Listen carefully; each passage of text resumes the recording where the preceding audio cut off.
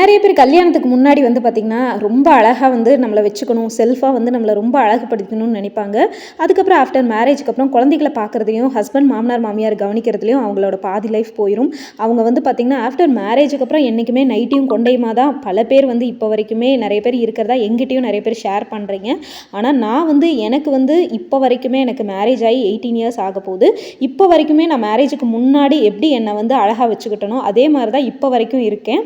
So இது வந்து எனக்கு வந்து ரொம்ப பிடிச்ச விஷயம். இது வந்து நெகட்டிவ்ஸ் வந்து பார்த்திங்கன்னா நெகட்டிவாக நிறைய பேர் வந்து சொல்லுவாங்க, இந்த வயசுலேயும் இவ்வளோ மேக்கப் எதுக்கு அப்படின்னலாம் நிறைய எனக்கு நெகட்டிவ் கமெண்ட் வரும்.